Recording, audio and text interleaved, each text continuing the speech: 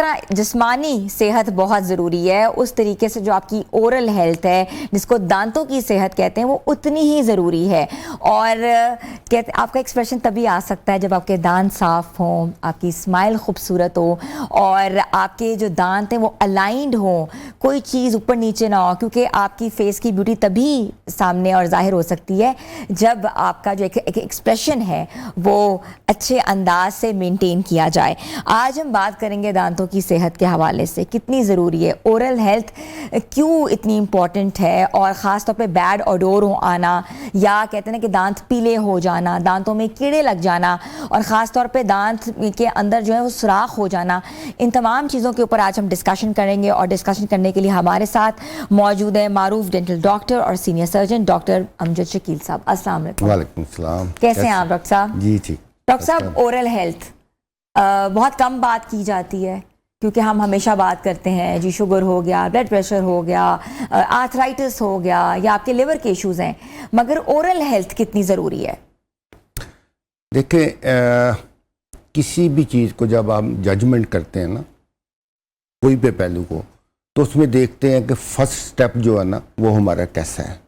देखिए, जो भी हम ओरली कुछ भी लेते हैं थ्रू माउथ हम उसको लेके चलते हैं, लेकिन अगर ओरल हेल्थ हमारी ठीक नहीं है तो जो भी आप फूड लेंगे वो आपको एनर्जी प्रोवाइड करने की बजाय उल्टा उसका नुकसान होगा, क्योंकि उसमें बैक्टीरिया जरासीम उसके साथ चले जाएंगे, तो वो जो इम्यूनिटी आपके जिस्म के अंदर डेवलप होनी है वो नहीं हो पाएगी प्रॉपरली, बट उल्टा नुकसान उसका हो जाएगा। ठीक है ना, फूड प्रॉब्लम हो जाएगी, डाइजेशन हो जाएगी उसके साथ, और फूड पॉइजनिंग आ जाती है। ठीक है ना, डायरिया हो जाता है। तो पहले दौर में जब ये मेडिकल ट्रीटमेंट इतनी अया नहीं थे, हकीम लोग वगैरह हुआ करते थे, तो वो जस्ट आपकी ओरल कैविटी में सीन करके तो बता देते थे कि आपको प्रॉब्लम क्या।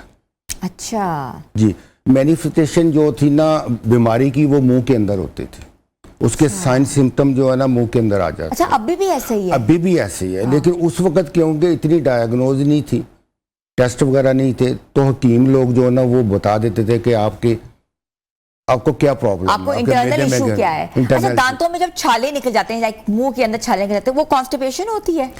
देखिए, सलाइवे की जो सलाइवा हमारे मुंह के अंदर वो लुब्रिकेशन है।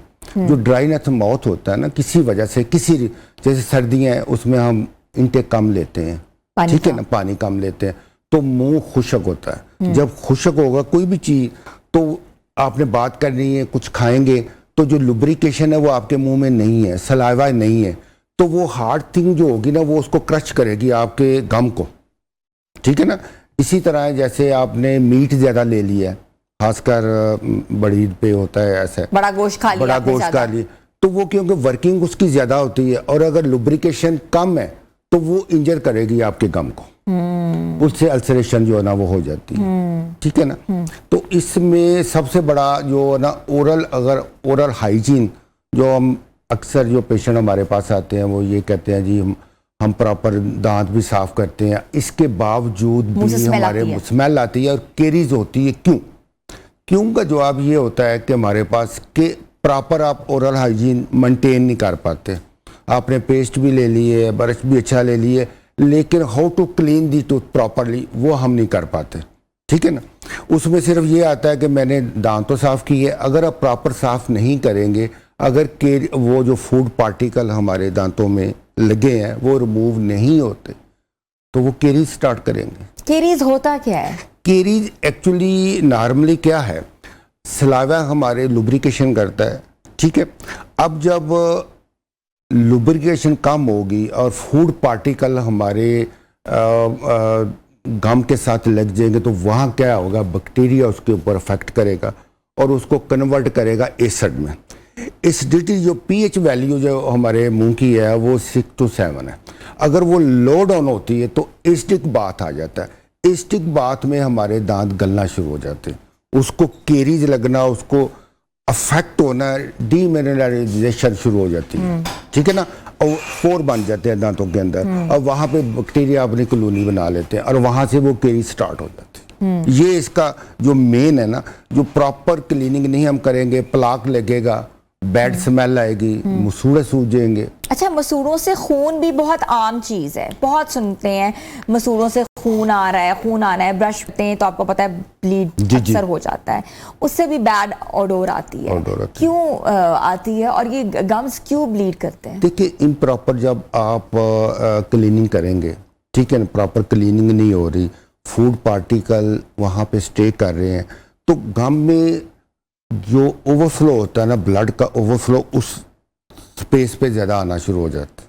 जब ब्लड ज़्यादा आएगा किसी एरिया में तो क्या होगा, मसूड़े सूज जाएंगे, उनकी स्वेलिंग हो जाएगी। जब स्वेलिंग होगी फिर आप ब्रश करेंगे तो ब्लीडिंग होगी। एक नॉर्मल ब्लड लेवल है ना हमारे गम के अंदर, पिंक नज़र आ रहे हैं मसूड़े हमें, ठीक है ना, और उसमें जब प्लाक वहाँ पे डिपॉजिट है और बैक्टीरिया अपना फंक्शन शुरू किया है तो प्लाक में स्वेलिंग आ जाएगी, और जब स्वेलिंग होगी तो वो ब्लीड करना शुरू कर देंगे, ठीक है ना। ब्लड प्रेशर और शुगर के जो मरीज हैं उनके भी दांत जो हैं बहुत अफेक्ट होते हैं और अक्सर टूटे हुए होते हैं, हम इस पर भी बात करेंगे।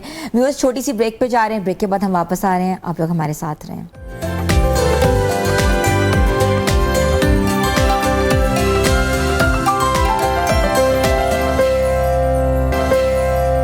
Welcome back viewers. हम दांतों की सेहत के हवाले से बात कर रहे हैं और हमारे साथ प्रोग्राम में जो है स्पेशली आज डॉक्टर अमजद शकील ने आज हमने उनको मदऊ किया है और उनसे पूछना चाह रहे हैं कि दांतों की सेहत कितनी ज़रूरी है। डॉक्टर साहब, हमारे दांतों पे आपने देखा है जो लोग ज़्यादा पान खाते हैं, गुटखा खाते हैं और उनके दांतों पे स्पॉट्स होते हैं, ब्राउन ब्राउन ब्राउन पड़े होते हैं, या दांत इतने ज़्यादा देखने से ही लग रहा होता है कि इन्होंने क्या किया, रेड रेड रेड सारा हुआ होता है, तो उनके लिए भी कोई मशवरा है आपके पास?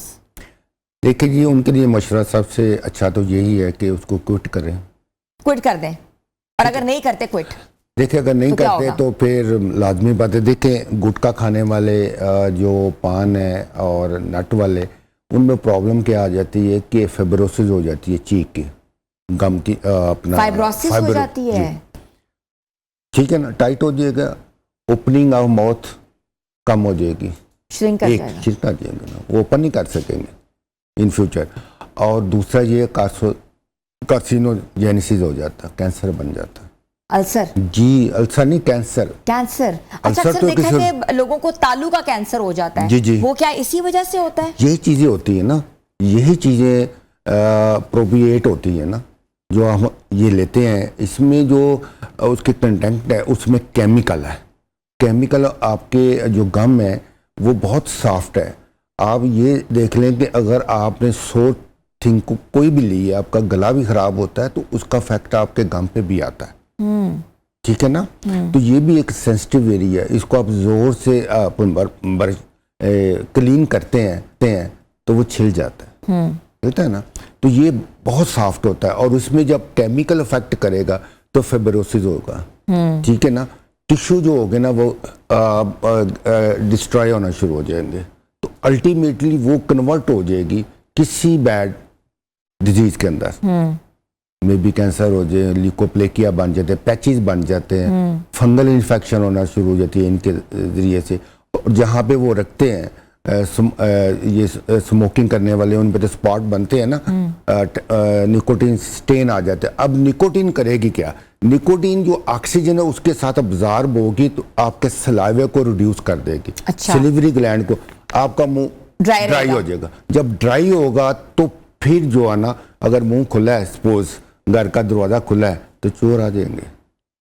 तो हमारे मुंह की जो सबसे प्रोटेक्टिव, जो फर्स्ट लाइन ऑफ डिफेंस है ना, वो सलाइवा है, ठीक है ना। अगर सलाइवा ही कम हो जाएगा तो बैक्टीरिया आपके मुंह में बैठे हुए वो उसको एसिड में कन्वर्ट कर देंगे जो वहां पे प्लाक है, ठीक है। और एसिड हमारे दांतों के लिए ऐसे ही है जैसे जहर है, वो उसको एनामल को डीमिनरलाइज करता है, उसको सॉफ्ट करता है, ठीक है। एक बुक्स ये कहती है कि अंग्रेज कहता था कि जब आप वहां पे ज्यादातर कोल्ड ड्रिंक, आपको पता ही इस्तेमाल होती है, सॉफ्ट डाइट लेते हैं, फाइब्रिक डाइट नहीं लेते, इसीलिए डिजीज वहां पे ज्यादा है एज कम्पेयर टू पाकिस्तान। लेकिन अब पाकिस्तान के अंदर भी आ गई है रीजन कि यहाँ भी सॉफ्ट डाइट शुरू हो गई है, फाइब्रिक कम होगी, वेजिटेबल कम होगी, ठीक है ना। साफ डाइट, कैंडी आ गई, लेज आ गई बच्चों में। अब बच्चों में इतनी ज्यादा केरीज क्यों आ रही है? पहले क्यों नहीं आती थी? पहले इसलिए नहीं आती थी कि बच्चों में ये चीजें नहीं थी, वो लेते नहीं थे, ठीक है ना। अब वो बच्चों के दांत सबसे ज्यादा खराब जी, देखे जा रहे हैं। बच्चों के दांत भी खराब हो रहे हैं, टाइम पे गिर भी नहीं रहे, और उसमें क्राउडिंग आ रही है। ये तीनों चीजें, ये साफ डाइट जो हमारी डाइट है ना, चॉकलेट्स वो खा रहे हैं, जी, मीठा खा रहे हैं, कार्बोनेटेड ड्रिंक्स पी रहे हैं। बच्चों में तो ये सेंस नहीं है ना, कुछ चीज लगी है। बड़ों में तो है ना, कुछ चीज लग गई है तो उसको अपने क्लीन करना, वो भी नहीं करते। और सबसे मैंने जो एनालिसिस किया है, ये स्टडी कहती है कि जो हमारे मुआशी प्रॉब्लम आ गया ना, जो टेंशन है, क्रिएशन है, बिजनेस नहीं है, तो अल्टीमेटली उसका फैक्ट कहाँ पे आ रहा है? वो आपके चेहरे पे आ रहा है। चेहरे से। डॉक्टर साहब, आप मुझे बेहतर बता सकते हैं कि अक्सर लोग जो आपके पास खड़े होते हैं, आप गुफ्तगू कर रहे होते हैं तो एक बैड एडोर आता है, हमने पहले भी बात की है। क्या वो ब्रश ना करने की वजह से आता है, ब्रश गलत करने की वजह से आता है, या वो कोई इंटरनल डिजीज की वजह से आता है? देखिए जी, एक इंटरनल डिजीज जो है ना, वो तो आपके है गैस ट्रबल, ठीक है ना, वन, उसकी वजह से आ सकता है। और दूसरा, मुंह की इम्प्रॉपर, अगर आपने दांत साफ किए तो फिर बैड स्मेल है, क्योंकि वहां पे पड़ा ही आपकी कैविटी वहीं पड़ी हुई है, पार्टिकल्स वहीं पड़े हुए हैं, गम की स्वेलिंग है, दांत में सुराख हुआ है, ठीक है। और दूसरा, इम्प्रॉपर आपने दांत क्लीन, और इनटेक आपका कम है पानी का। सर्दियों में मोस्टली ये देखा गया है, क्योंकि इनटेक कम होता है ना, प्रॉपर दांत भी साफ है, एवरीथिंग इज ओके। दांत साफ करने का सही तरीका क्या है? अच्छी पेस्ट हो, ब्रश हो, ठीक है ना, और उसकी एंगुलेशन 45, वो किस तरह की जाती है? 45 एंगल, अपवर्ड? नहीं, ना हम ऐसे करते हैं, ठीक है ना, और ना ऐसे करते हैं। ये इनके साइड इफेक्ट है, ठीक है ना। चीज वो होनी चाहिए जिसका अफेक्ट आपको कैसे करते हैं? वो 45 का एंगल होता है। अब मेरे पास वो तो चीज नहीं है कि मैं आपको गाइड कर सकूं। तो जैसे ये हमारे दांत है सपोज, और ये आपका ब्रिस्टल है, ठीक है ना, तो आपने इसको ऐसे नहीं रखना, इसको थोड़ा सा 45 का एंगल दे देना, ठीक है, ब्रश को जी, ठीक है। तो उसके जो ब्रिस्टल होंगे ना, ये इसके अंदर चले जाएंगे, अच्छा, ठीक है ना। तो पार्टिकल हमेशा स्पेस के अंदर खड़े होंगे, दांत के ऊपर नहीं होता, ठीक है। तो हम रूटीन में क्या करते हैं, ऊपर ऊपर से रह जाते। अच्छा, दूसरी बात, मैं एक और जो है ना, बड़ी इंपॉर्टेंट है, जिन लोगों को ठंडा गर्म लगता है या ब्लीडिंग कम होती है, उसके लिए ये है कि अगर उनको प्रॉब्लम क्रिएट होगी है ना, तो जो भी डॉक्टर उनको प्रिस्क्राइब करते हैं, पेस्ट वगैरह जो बाजार से ले लेते हैं, फंक्शन है कि उसको 5 मिनट तक उसको लगा के रखें, उसके बाद सफाई करें, फिर वो इफेक्ट आएगा, अदरवाइज नहीं आएगा।